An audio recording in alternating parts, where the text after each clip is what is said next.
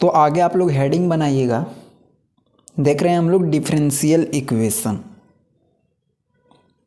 रॉन्स्कियन of differential equation. आप लोग heading बनाइए, बहुत ही सिंपल सा टॉपिक है। सबसे पहले हम लोग इसका डेफिनेशन देखेंगे। है कुछ नहीं, हम लोग डिटर्मिनेंट के बारे में ऑलरेडी पढ़ चुके हैं, ठीक है। कुछ इस प्रकार का सैम्बल होता है। अगर ए का डिटर्मिनेंट निकालना है, एक्स वाई जेड के कुछ रहता है यहाँ पे नंबर, इसका हम लोग डिटर्मिनेंट निकालने जानते हैं। वैसा ही कुछ है Wronskian of differential equation. Differential equation का रॉन्स्कियन क्या होता है और डिफरेंशियल इक्वेशन क्या होता है आपको बताएं कि जिसमें एक डिपेंडेंट वेरिएबल, इंडिपेंडेंट वेरिएबल और derivative of dependent with respect to independent. आप पीछे के चीज़ों को रिवाइज जरूर कर रहे होंगे, राइट। तो देखिए डिफरेंशियल इक्वेशन होता है तो उसका कोई ना कोई सॉल्यूशन होता है, ओके। और इतना सारा अभी सॉल्यूशन हम लोग किए हैं, अभी तक तो हम लोग सॉल्यूशन ही करते आए हैं। न्यूमेरिकल जो सॉल्व कर रहे थे तो डिफरेंशियल इक्वेशन को ही सॉल्व कर रहे थे। तो अब हम लोग इसका लिखते हैं डेफिनेशन कि इसका रॉन्स्कियन ऑफ डिफरेंशियल इक्वेशन का मतलब क्या है। तो लिखिएगा लेट y1 x, मतलब कोई फंक्शन होगा y1 जो x में होगा एंड y2 x, दो अलग अलग फंक्शन है और two solution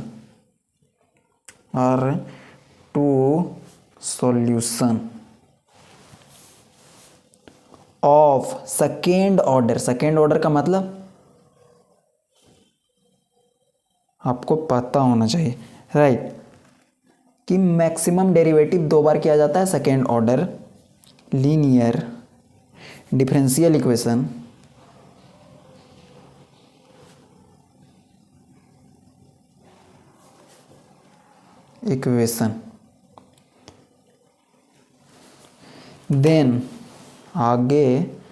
then Wronskian of, ये जो फंक्शन है y1 और y2 इसी का खेल है। क्या बोल रहा है कि लेट y1 एंड y2 दो सॉल्यूशन है। किसका? सेकेंड ऑर्डर का। मान लेते हैं सेकेंड ऑर्डर का एक इक्वेशन है डिफरेंशियल, उसका दो सॉल्यूशन दिया हुआ है y1 और y2, तो उसी का क्या होता है? रॉन्स्कियन होता है। देन रॉन्स्कियन, w यहाँ पे साइलेंट होता है, ठीक है, ऑफ y1 एंड y2। अब यहाँ पे कंफ्यूज नहीं होना है। y1x बराबर है y2x बराबर है y2 के, ठीक है। यहाँ पे x हम लोग नहीं लगा रहे हैं, डायरेक्टली y1 से डिनोट कर रहे हैं।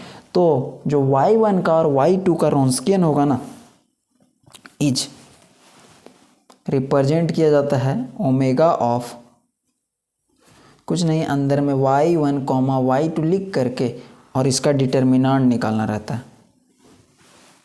कौन कौन सा है? y1, तो y1 लिख दीजिए, y2 लिख दीजिए, y1 का डेरिवेटिव और y2 का डेरिवेटिव हो गया।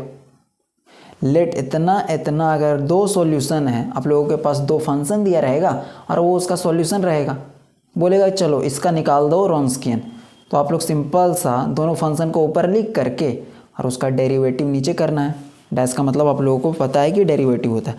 इसको ओपन कैसे करते हैं? डिटर्मिनेंट है 2/2 ऑर्डर का, तो सिंपल सा क्रॉस मल्टीप्लिकेशन होता है y1 को y2 डैश से माइनस y2 को y1 डैश से मल्टीप्लाई करते हैं। जो भी वैल्यू आएगा वो आपका डिटर्मिनेंट हो जाता है यहाँ से। तो रॉन्स्कियन ऑफ y1 y2 निकल जाएगा। ये क्या है? रॉन्स्कियन मतलब ओमेगा या फिर w, कुछ भी बोल सकते हो, ऐसे निकलेगा, ओके। तो चलो हम लोग देखते हैं एग्जाम्पल कैसे सॉल्व करना है। देखो क्वेश्चन नंबर 1 में लेट y1 दिया हुआ है e⁻x, देख रहे हो ऊपर के जैसा ही y1x का मतलब y1 कोई फंक्शन है x का, एंड साथ में दिया गया है y2 जो e⁻2x दिया गया है और टू सॉल्यूशन। क्या है? टू सॉल्यूशन, क्योंकि आपको ऊपर लिखाए हैं कि दोनों जो रहेगा फंक्शन e का पावर में x और e के पावर में 2x, दोनों सॉल्यूशन है किसका, डिफरेंशियल इक्वेशन का। Then omega of y1 and y2 find कीजिए। तो क्वेश्चंस को सबसे पहले नोट कर लिए होंगे। सिंपल सा दो फंक्शन दिया गया, उसका रॉन्स्कियन निकालना है, और रॉन्स्कियन निकालने के लिए आप लोग डायरेक्टली बोलोगे कि क्या निकालना है, ओमेगा ऑफ y1 y2, मतलब कि क्या होता है, डिटर्मिनेंट होता है y1 y2, y1 का डैश y2 का डैश, जो भी लिखेंगे उसका एक बार डेरिवेटिव, जो भी लिखेंगे उसका एक बार डेरिवेटिव, वैल्यू को पुट कर देते हैं। तो देखो दोनों का दोनों वैल्यू हम लोगों को पता है। y1 का वैल्यू क्या है, e to the power x, e to the power x लिख देंगे। y2 का मतलब क्या है, e to the power 2x लिख देंगे। y1 डैश का मतलब क्या है, e to the power x का एक बार डेरिवेटिव, एक बार डेरिवेटिव करेंगे तो ये हो जाएगा। और y2 डैश का मतलब जो ऊपर में उसका एक बार डेरिवेटिव, तो यहाँ से क्या हो जाएगा, y2 का वैल्यू दिया गया e to the power 2x, और इसका डेरिवेटिव क्या हो जाएगा, e to the power 2x, और 2x का फिर से करेंगे तो 2, यहाँ से हो जाएगा 2 e to the power 2x। ठीक है, सिंपल सा एक डिटर्मिनेंट है, दोनों फंक्शन दिया गया, उसका डेरिवेटिव नीचे और उस फंक्शन को ऊपर, तो ये रॉन्स्कियन ऑफ y1 y2 निकल जाता है। अब ये डिटर्मिनेंट को सॉल्व कैसे करना आपको पता है, 2/2 ऑर्डर का, इसको इसके साथ मल्टीप्लाई करते हैं तो क्या हो जाएगा, 2 e to the power 2x गुना में e to the power x, minus में ये दोनों मल्टीप्लाई होगा, e to the power x into में e to the power 2x। And अगर बेस सेम हो, यहाँ पे बेस देखिए ना, e है तो पावर जुड़ जाता है, तो 2 e to the power 2x और x 3x minus e to the power x e to the power 2x, base same है तो पावर जुड़ जाता है, तो 2x और x क्या हो जाएगा, e to the power 3x। और नेक्स्ट स्टेप में यहाँ पे 2 है e to the power 3x और यहाँ पे 1 है, 2 में से 1 जाएगा तो सिर्फ 1 बचेगा, e to the power 3x।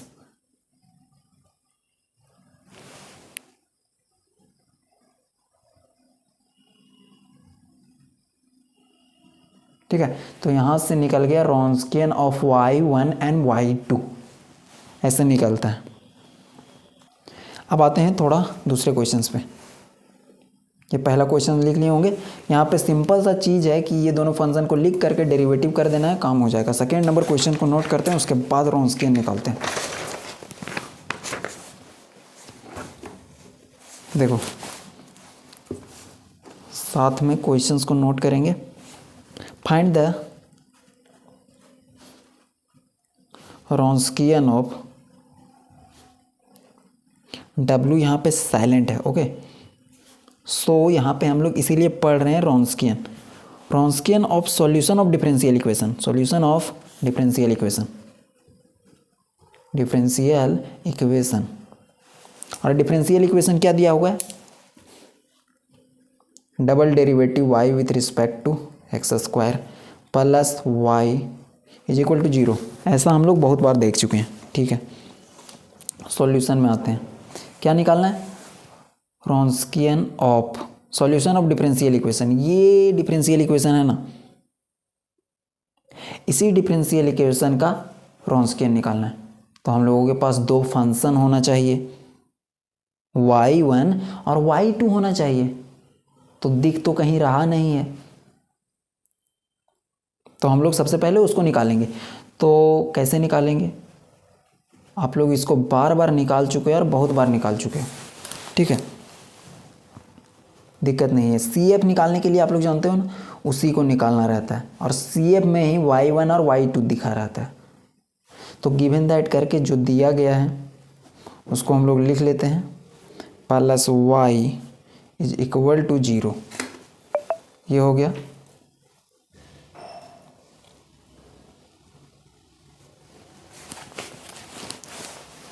इसके बाद हम लोग सॉल्यूशन निकालना है ना। ऊपर में ही बोल रहा है कि Wronskian of solution of differential equation, ये डिफरेंशियल इक्वेशन का सॉल्यूशन निकालते हैं।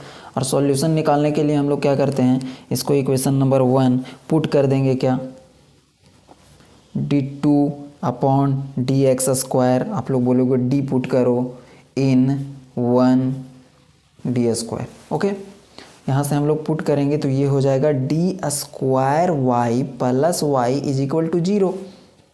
यहाँ से d² plus 1 is equal to 0, मतलब f ऑफ d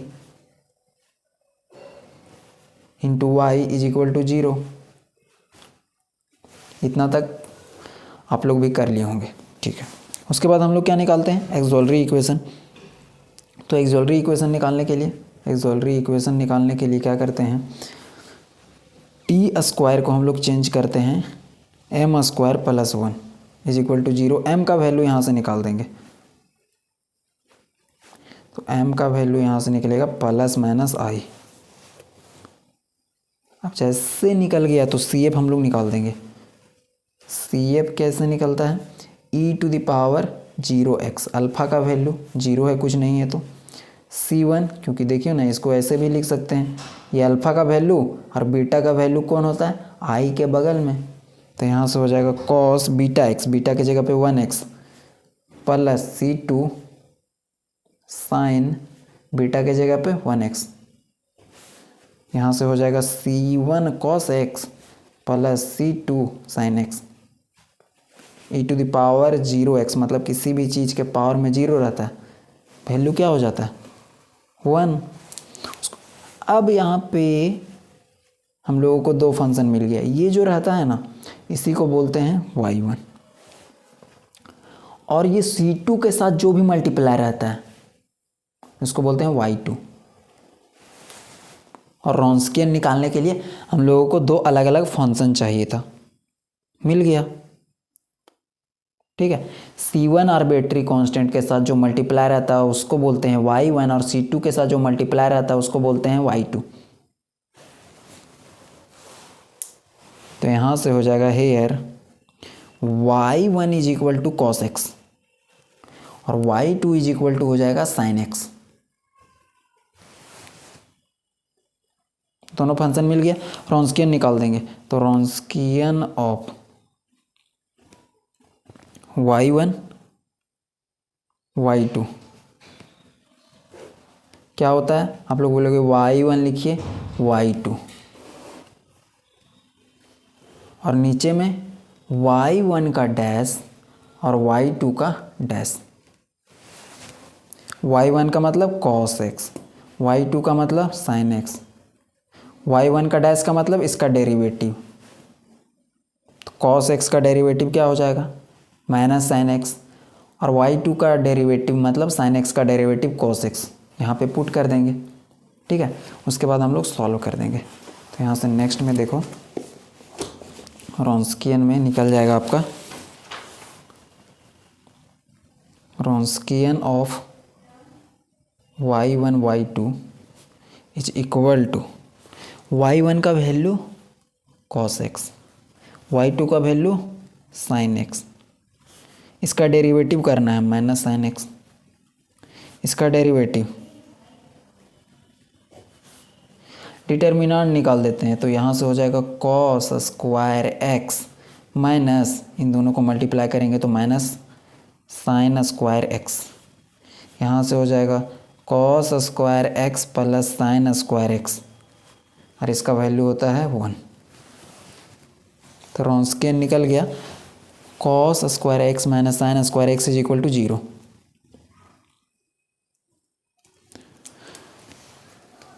तो इस तरीके से काम करना रहता है, बहुत ही सिंपल टॉपिक है।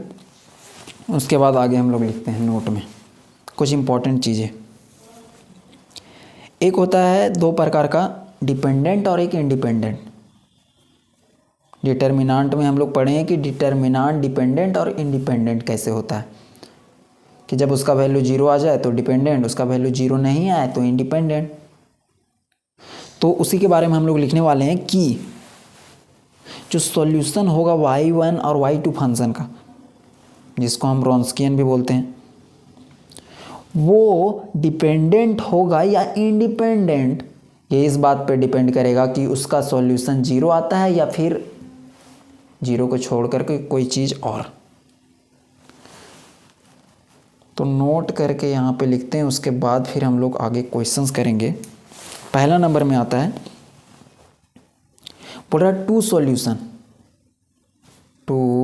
सॉल्यूशन, क्योंकि क्वेश्चंस में ही देख रहे हैं कि y1 और y2 दो रह रहा है, y1x and y2 of the equation. तो सॉल्यूशन इसका और इसका ऑफ द इक्वेशन कुछ इस प्रकार से रहेगा, a0 y double dash a1 y dash plus a2 y is equal to 0। कुछ है नहीं, एक प्रकार का इक्वेशन है। इसका मतलब है कि d2y upon d x square, इसका मतलब है dy upon d x, y का डेरिवेटिव x के रिस्पेक्ट में, इसका मतलब सिर्फ y, इसका कोई डेरिवेटिव नहीं किया गया। a0 का मतलब कुछ नहीं है, a1 का मतलब और a2 का मतलब, तीनों का तीनों क्या है, कांस्टेंट, कोई नंबर मल्टीप्लाई हो सकता है साथ। तो इसी इक्वेशन को आर लीनियरली डिपेंडेंट, इसको क्या बोलेंगे, linearly dependent. if their Wronskian is 0।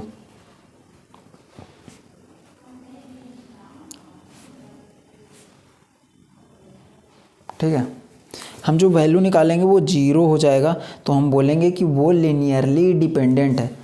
Simple सा चीज़ बोला कि y1 और y2 दो फंक्शन रहेगा, किसी भी डिफरेंशियल इक्वेशन जो कुछ इस फॉर्म का रहेगा।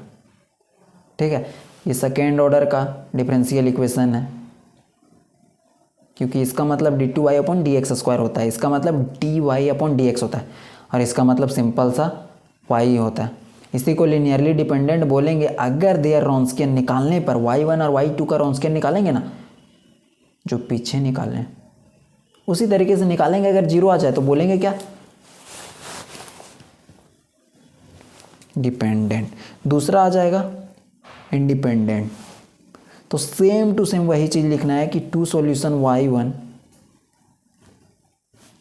y1x and y2x of the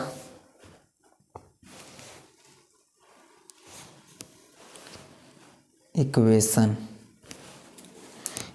कैसा रहेगा, डबल डेरिवेटिव का कुछ कांस्टेंट रहेगा, y डबल डैश प्लस, यहाँ पे कोई कांस्टेंट दे रहे हैं, सेम a2 कांस्टेंट रहेगा, y is equal to 0। Are linearly independent.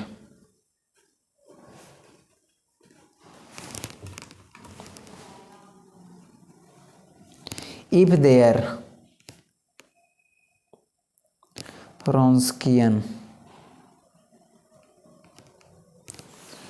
is not 0। अगर Wronskian 0 नहीं आता है